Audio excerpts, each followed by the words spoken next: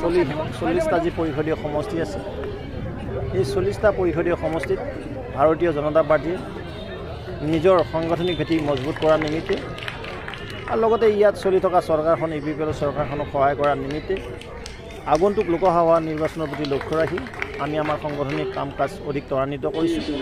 সেই নিমিত্তে আমি 40টা বিধানসভা সমষ্টিৰ কাৰণে 40টা পৰিষদীয় সমষ্টিৰ কাৰণে আৰু ইয়াত থকা 13টা বিধানসভা সমষ্টিৰ কাৰণে আমি প্ৰতিটো বিধানসভা সমষ্টিৰ লগতে নৱগঠিত আমাৰ গোৰেশ্বৰ বিধানসভা সমষ্টিৰ কাৰণে এজন প্ৰভাৰী সহপ্ৰভাৰী প্ৰতিটোৰ কাৰণে সহপ্ৰভাৰী দিছোঁ। তেওঁলোকে গোটত গৈছে, কাৰ্যকৰ্তাৰ লগত লগ লাগিছে, সমাজৰ বিভিন্ন স্তৰৰ সন্মানৰ ব্যক্তিসকলৰ লগ লাগিছে আৰু সৰ্বশেষত পৰিষদীয় সমষ্টিত এখনকৈ আমি জনসভা আয়োজন কৰিছিলোঁ।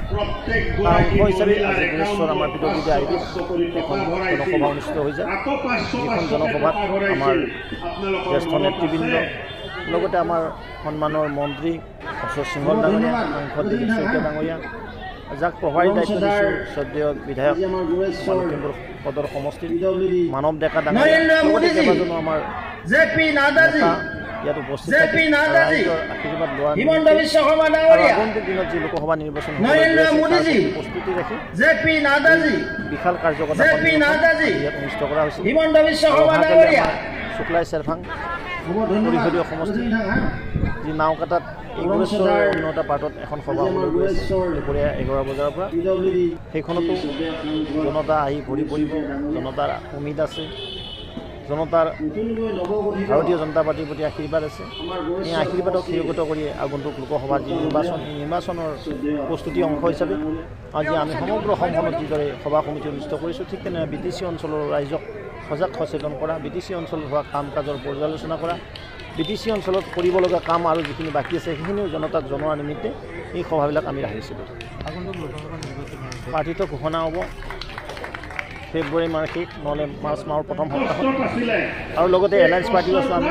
ইতিমধ্যে আপোনালোকে গম পাই যোৱা 15 তাৰিখে সন্ধিয়াৰ ভাগত আমাৰ আটাইকেইটা এলায়েন্স পাৰ্টি, আমাৰ ভাৰতীয় জনতা পাৰ্টি, আমাৰ মাননীয় মুখ্যমন্ত্ৰী মহোদয়ৰ উপস্থিতিত অসম গণ পৰিষদৰ সন্মানীয় সভাপতি, কাৰ্যকৰী সভাপতি তেখেতসকলৰ বিষয়ববীয়া ইউপিপিএল দলৰ লগতে আমাৰ BTC চিফ ইউপিপিএলৰ সভাপতি, কাৰ্যকৰী সভাপতি ডাঙৰীয়া তেওঁলোকৰ বিষয়ববীয়া গণশক্তি আমাৰ যি মিচিং সাহিত্য পৰিষদৰ আমাৰ এলায়েন্স আছে, লগতে ৰাভা যৌথ মঞ্চ টংকেশ্বৰ ৰাভা, এই আটাইকেইজন আমি নেতা তাত সমবেত হৈছিলোঁ। আৰু আমাৰ নিৰ্বাচন আমি ৰণকৌশল তৈয়াৰ কৰিছোঁ, ৰোড মেপ তৈয়াৰ কৰিছোঁ আৰু আটাইকেইটা দলে আমি সহমত পোষণ কৰিছোঁ।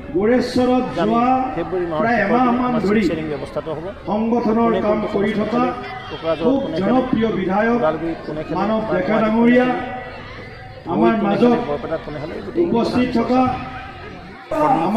নিৰ্বাচন আৰু এনেও ভাৰতীয় জনতা পাৰ্টি আমি সাংগঠনিক কাম 12 মাহে কৰি থাকোঁ 365 দিনে। আমাৰ যিবিলাক BTRৰ সমষ্টি আছে বা য'ত আমাৰ অপজিশ্যনৰ সাংসদ আছে সেই সমষ্টিবিলাকত এজন এজন বিধায়কক দায়িত্ব দিয়া হৈছে। মই নতুনকৈ নৱগঠিত গোৰেশ্বৰ সমষ্টিটোৰ দায়িত্ব পাই প্ৰথমতে বুথ পৰ্যায়ৰ পৰা সাংগঠনিক কাম কৰিলোঁ আজি যোৱা 1 মাহত আমি। আৰু এতিয়া 3টা আমাৰ পৰিষদীয় সমষ্টিত 3খন মেগা ৰেলী কৰিছোঁ। যোৱাকালি আপোনালোকে জানে খুব ডাঙৰ আমি 10,000 মানুহৰ এখন ৰেলী কৰিছোঁ আমাৰ হেৰিত নাগৰিজিত। আজি এখন ৰেলী কৰিছোঁ, অহাকালিলৈ আমাৰ হেৰিত আছে এখন প্ৰায় 10,000 মানুহ বিমল বৰা ডাঙৰীয়া আহিব। এইখিনি আমাৰ নিৰ্বাচনৰ কাৰণে সাংগঠনিক তাৎপৰতা। কংগ্ৰেছৰ উত্থান নাই। আপোনালোকৰ কোনকেইটাৰ আগত TV ষ্টুডিঅ'ত আৰু গুৱাহাটীৰ হোটেলৰ কংগ্ৰেছৰ দিনত চেল্ফ হেল্প গ্ৰুপ আছিলে, কি দিছিলে কংগ্ৰেছৰ চেল্ফ হেল্প গ্ৰুপ? কংগ্ৰেছৰ দিনত হৈছিল। কংগ্ৰেছৰ দিনতে অশান্ত 70 বছৰত প্ৰায় 30-40 বছৰ BTC এৰিয়াত অশান্ত পৰিৱেশ আছিলে আৰু সেই সময়ত কংগ্ৰেছে হাতত আছিল। যেতিয়াৰ পৰা বাজপেয়ী ডাঙৰীয়া প্ৰধানমন্ত্ৰী হৈছিলে তাৰপিছতে লাহে লাহে আমাৰ BTC অঞ্চলত শান্তি আৰু আজি পূৰ্ণতা পাইছে নৰেন্দ্ৰ মোদী ডাঙৰীয়া দিনত বা